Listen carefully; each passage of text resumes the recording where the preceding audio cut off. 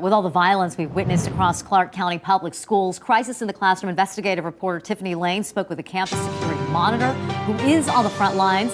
Tiffany is here in studio with those details. Yes, this campus security monitor who works at a medium-sized middle school in CCSD asked to remain anonymous. He provides a perspective as someone who has seen it all while protecting kids in his school for 5 years now. I don't know if it's due to the students being home, for a year due to COVID, but I am seeing a lot of violent fights. This campus security monitor Crisis in the Classroom spoke with says he's breaking up on average a fight a day at his middle school since students returned from distance learning. At that age, yeah, definitely.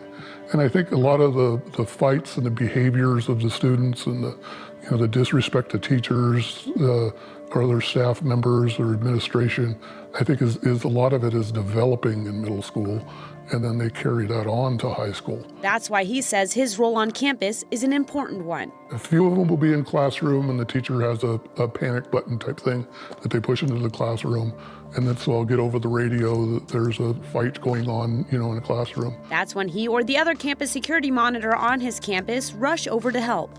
I work with one other campus monitor for the school, but it's a large school and it's tough to be everywhere at once. So a lot of times I'm getting to the fight, after it's well underway or after it's already been broken up. Campus security monitors don't have weapons, guns, or pepper spray. He says they are trained to make sure no one gets injured when he has to de-escalate a situation. A lot of the restraints and holds and those types of things were taught to you to not do any type of a chokehold or arm bars or restraints that way that might injure a student. Breaking up fights is just one duty of the campus security monitor. He says there are no CCSD police on his campus, and they are only called in on certain situations, like if charges are filed following a fight or if weapons or drugs are found. I've found guns before, I've found knives before, a lot of knives before that we've confiscated from students. And again, this is just a middle school. There's also quite a bit of drugs that are being confiscated, primarily marijuana, a lot of vape pens. This security monitor says the role has become much more demanding over the last year.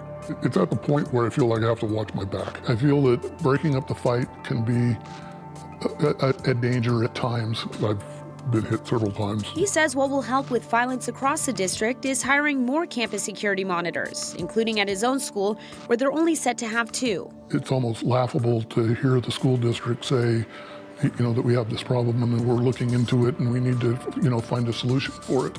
And what resources can we put towards it or who can we bring in to do it when they have this position. But he says right now the district is not making the role attractive for new applicants. If you wanted to find somebody to actually fill these positions, they would have to pay, considerably more. Currently, the CCSD website shows the job paying around $14 to $18 an hour, with nearly 30 openings.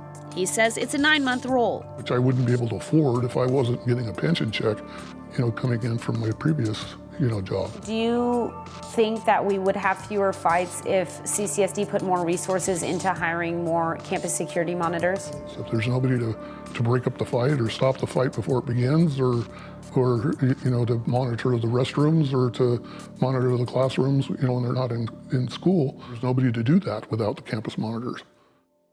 Now, students, staff, what have been your experiences with campus security monitors at your schools? Will having more of them help address the violence issues we've been seeing? I've reached out to CCSD to ask what they are doing to recruit for these openings and if they plan on paying more for this position. In an email response, they didn't give information that I was looking for. They said, quote, CCSD hires throughout the year for all open positions and works to provide competitive pay and benefits. Continue to contact me on the Crisis in the Classroom tip line. Email schooltips@news3lv.com on your screen or call 702-805-0489. Back to you. New tonight, a Las Vegas mom says her daughter has been depressed for nearly a year after being bullied. Katie Munch tells us what the family is doing to protect her. Regardless of what the district says, Nicole Brooks says she's done bringing her daughter to K.O. Knudsen Middle School. She says she's over her being verbally and physically attacked by students and some parents. Like, I'm driving like a crazy person trying to get to the school, trying to figure out Is my child dead or alive? Because they won't say anything over the phone. Has somebody attacked her yet again? It's been a traumatic school year for Nicole Brooks and her 7th grader, Olivia Reddick. After a falling out with friends, the 12-year-old said she's been attacked and has even had her iPhone and purse stolen by students at KO Knudsen Middle School. I never told mom this, but she called me a black monkey bee. Although Brooks says her daughter has excelled in the Performing Arts Academy, she says her daughter has become depressed and she doesn't feel protected by the adults on campus.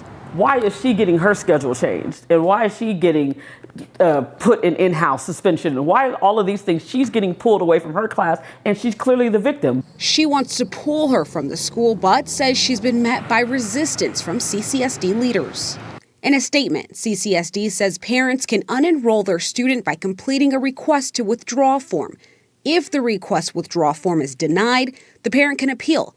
At this point, Brooke says she's still waiting for an answer.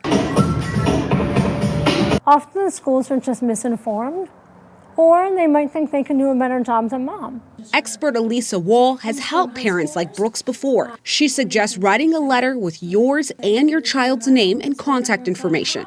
Little Jimmy will no longer be attending as of such and such date. He will be homeschooled, or we will be moving to Ohio, or he will be going to Maryhill or whatever private school. Signed, mom, and turn it in. You've done your due diligence. You've told them goodbye. If they don't accept it, now you can go a step further. Reddick says although she's concerned leaving the school will hinder her educational goals of attending the Las Vegas Junior Academy, she wants her mom to appeal the district's decision. Part of me wanted to leave because I'm like, people there are really toxic and kids nowadays are so mean. I feel like people don't really understand that. Brooke says her daughter will either be homeschooled or enrolled in another school, but regardless, she says she'll continue putting her safety first. Now a solution to another problem. CCSD bus drivers will be getting more green in their pockets. This pay increase being offered to both new and existing drivers. The district says it's a way to put the brakes on the severe bus driver shortage that we've been dealing with. And News 3's Lauren Clark joins us now live in the studio. Lauren, just how much more money are we actually talking about here? Yeah, so it's actually a pretty significant rate of increase. The old starting wage was around $15 an hour. That's now up to over $21. 41% increase, and existing drivers are seeing an increase too, although rates differ depending on seniority. The goal, to put current issues of student transportation in the rearview mirror.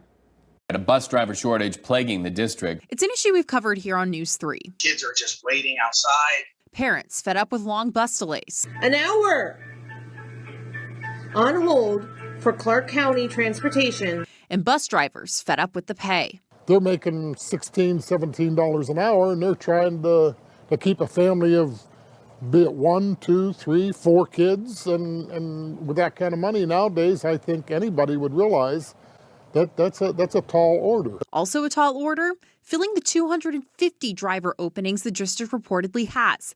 To help fill that gap, an incentive to help steer potential hirees. The starting pay is approximately $21, which it used to be $15.63. So it's quite a significant pay raise. A 41% jump, points out CCSD Executive Transportation Director Jennifer Vobis. As for existing drivers, their increase differs with factors like seniority. I'm very confident that it's going to help us with our driver shortage, not only with the shortage and the vacancy, but also our retention. Retention for employees. We strap them together like this. Like special needs bus driver Latrice McCallan. I like the kids a lot. Who says the pay increase will go a long way. It's going to help me a lot. I'm a single parent, so it's going to help me a lot. We began with checking the engine. And driving instructors Roger Parmo and Danielle Mack-Howard say. Finally, we got a little bit of incentive for the new drivers and also an incentive for the old drivers to actually stay with the job. It's a move that will help navigate them into a better direction. We need everybody. Come on down. CCSD.net, please. And we actually do have a link to that application to learn more on our website, news3lv.com. As for funding, Vobis says this will cost the district $1 million this year and then $8 million for the next school year. It'll be funded through the general operation budget. All right, and Lauren, we know that some students this year started taking the RTC buses to help offset the shortage, but will that stay around or will it go away? Actually, it seems like this program is here to stay, Latoya. The district tells me they've received good feedback from parents and students, so they're planning to keep it. Hi, everybody. I'm Reed Cowan from News 3 Las Vegas. We want to thank you for checking out our YouTube channel. Remember, you can always see more of our videos by clicking on the video links. And also don't forget to click that subscribe button so that you don't miss out on any of our YouTube updates. Thanks for watching.